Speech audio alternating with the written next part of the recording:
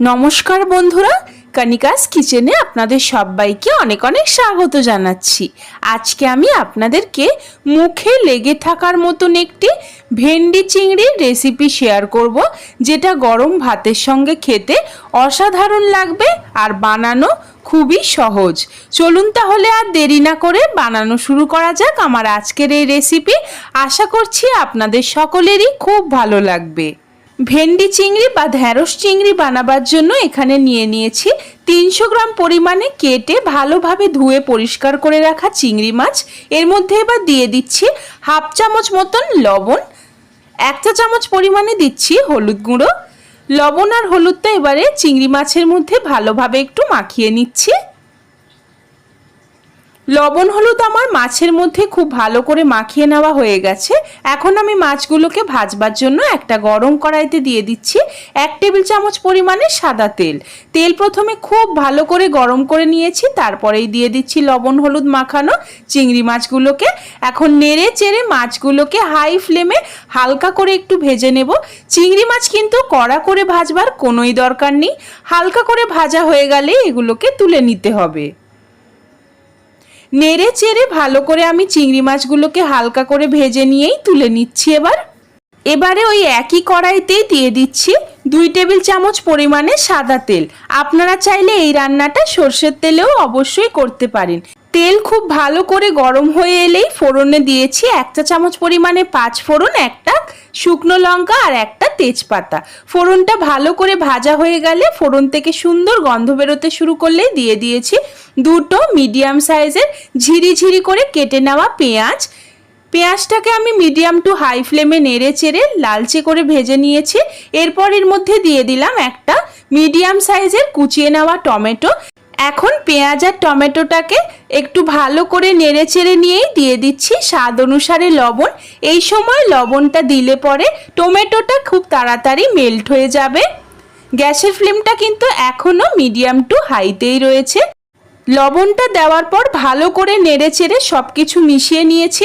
টমেটোটা হালকা একটু মেল্ট হয়ে এলেই দিয়ে দিচ্ছি 2 চামচ ভরে ভরে আদা রসুন বাটা। আদা রসুনের কাঁচা ভাবটা চলে যাওয়া অবধি এখন নেড়ে চেড়ে সমস্ত কিছু একটু মিডিয়াম টু হাই ফ্লেমে ভেজে নিচ্ছি।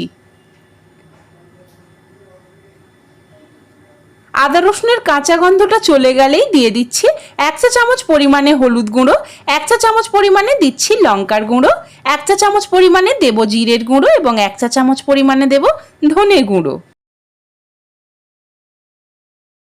সব গুঁড়ো মশলা দেওয়ার পর ভালো করে নেড়ে চেড়ে এবারে মশলাটাকে মিডিয়াম টু হাই ফ্লেমে আমি কষিয়ে নিচ্ছি।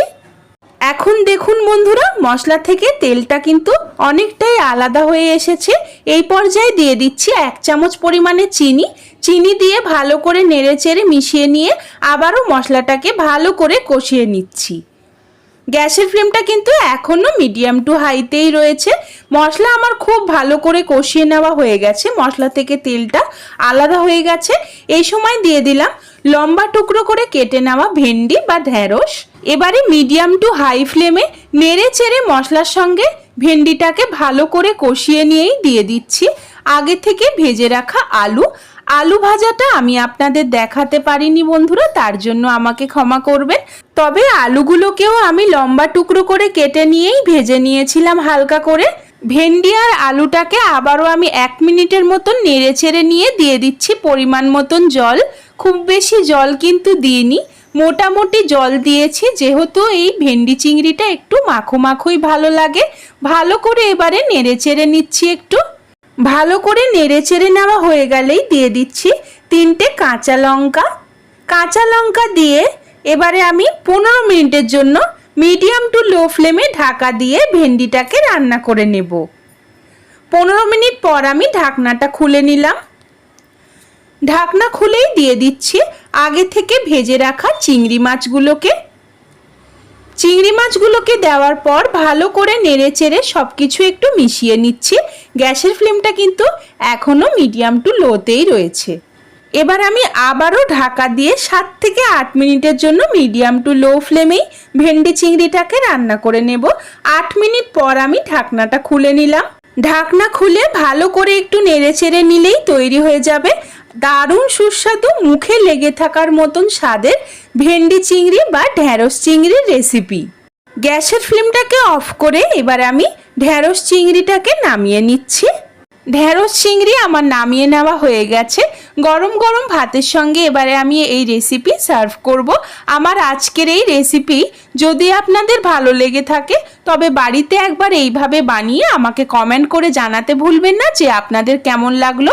ভালো লাগলে প্লিজ একটি লাইক করবেন আর আমার চ্যানেলকে সাবস্ক্রাইব করে আমার পাশে থাকবেন। পাশে থাকা বেল আইকনটিকেও প্রেস করে দেবেন যাতে চ্যানেলে আমি যখনই কোনো নতুন ভিডিও দেব আপনারা সবার আগে দেখতে পেয়ে যান। আমার এই ভিডিওটিকে বন্ধুদের সঙ্গে বেশি বেশি করে একটু শেয়ার করে দেবেন। আজকের মতন এই পর্যন্তই, ধন্যবাদ।